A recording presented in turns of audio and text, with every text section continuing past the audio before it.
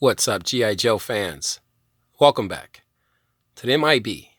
Master Museum. I'll be your curator today. Guys, got another fun one for you. All the way from 1999, we bring you the G.I. Joe World War I Doughboy. Let's bring this guy in a little bit. This was a beautiful figure that I picked up back in 1999 from Walmart. Doing some shopping at Walmart, and I was tracking this figure. Came across him. I said, "Yeah, I got him. I got him." So cool. And I followed this figure, like I said, in my G.I. Joe Collectors Club magazine, and the first prototype pictures of this figure was simply fantastic. I think every G.I. Joe collector during that time period was heavily anticipating this figure set. He was just that beautiful. And up until that point, I didn't have any figures, G.I. Joe figures from World War I. So that made this set that much more, anticipated by me and many other G.I. Joe collectors. As you can see, just the artwork, everything was just beautifully done. Guys, if you're just joining us, please like and subscribe. Welcome to the M.I.B. Master Museum. This is what we do.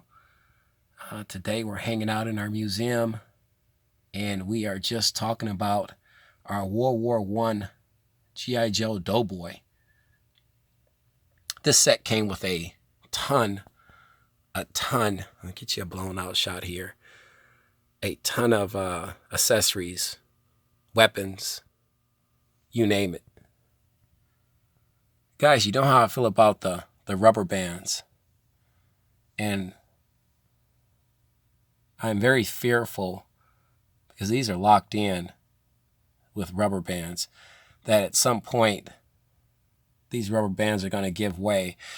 They haven't yet. Like I said, I've had this set since 1999. You can see his gun is beautiful, rifle here, but it's held to his arm.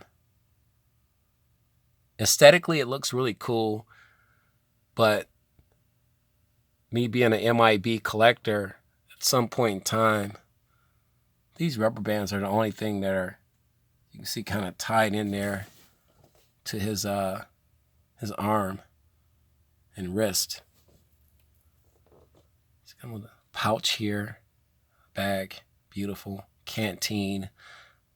The outfit is absolutely gorgeous. All the way down to his feet there. See if I can get you a shot of his.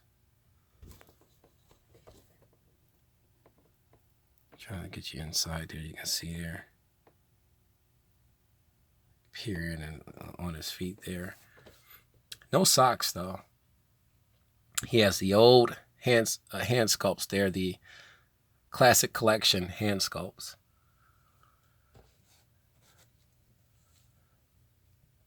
Beautiful head sculpt. Selling point. There was about 3 things on this set that was a selling point for me. The helmet, the uniform, and this beautiful machine gun-like weapon here. We'll get you an exact name, because from World War I, we're going to find out exactly, precisely what that was. I could give you a couple names of it, but I want to be certain. This gas mask was another selling point. Thankfully, that was held together by fat plastic fasteners, which I don't understand why they just didn't put fat plastic fasteners on the gun as well. He's got a lot of insignias on his uniform. The uniform is just gorgeous. Head sculpt's beautiful. Modern head sculpt.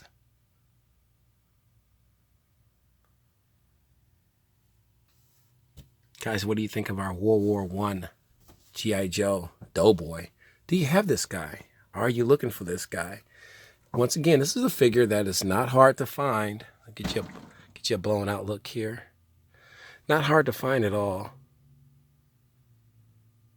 And you can get this guy for a decent price on eBay. I would always suggest Coswell Collectibles. Here's the backstory of World War I Doughboy. You can pause your video if you want to really see that.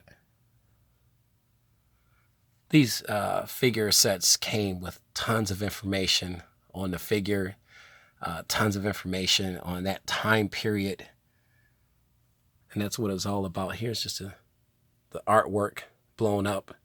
That's on the front of the box. It gives you a lot of detailed history and information on the Doughboy and why he was called the Doughboy. And why he was called the Doughboy was very interesting. As you can see there in these foxholes.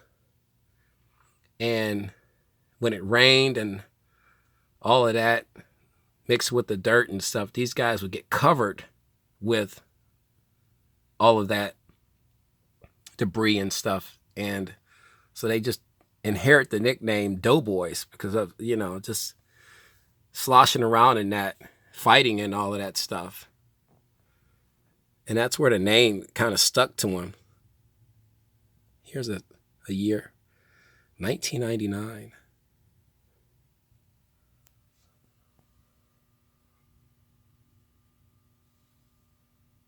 As you can see, this is a factory sealed. Bring this back around. Yeah, this is just a super cool set. A set I absolutely, we'll bring him down here. This was a set that I absolutely had to have.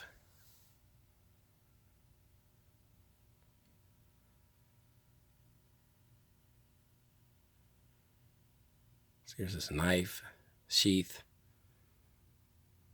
blanket, entrenching tool. Let me get you, where's that list at? Oh, here's a, go up top here. That's a Browning M1, well, Browning M1917 machine gun and tripod. Springfield rifle, okay.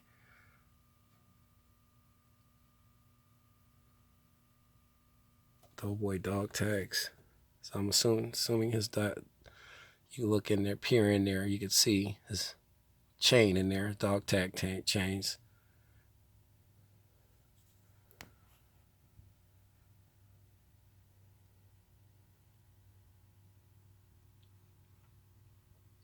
The collectors love, they love the close-ups here, so we want to get you some good close-ups.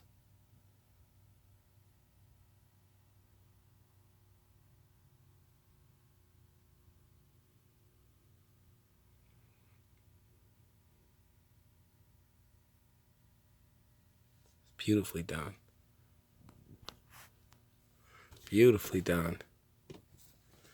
This was a set, once again, that has always had a special place in my heart. This set, we keep this particular G.I. Joe set in our main collection room. That's how cool I think he is. But surprisingly enough, because usually when I really like a figure, I'll get multiples of that figure. I did not get a multiple of this figure. I don't know why. I think at the time, this is around 1999, so around that time period, I was still very much into the G.I. Joe hunt. So I was purchasing so many G.I. Joes at the time. I didn't feel it necessary to really get a duplicate at that point in time. So as time has went on and my G.I. Joe collection has grown, I just lost track of buying a second Doughboy, G.I. Joe Doughboy. So this is the only one I have in my collection, in my museum collection. So he's on display for you guys viewing pleasure. Anytime you want to visit our channel, he'll be here to greet you guys. He's part of the Echo assortment.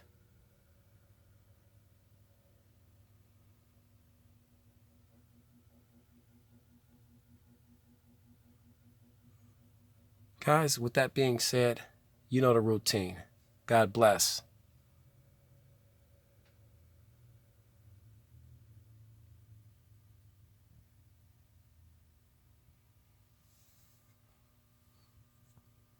And keep collecting.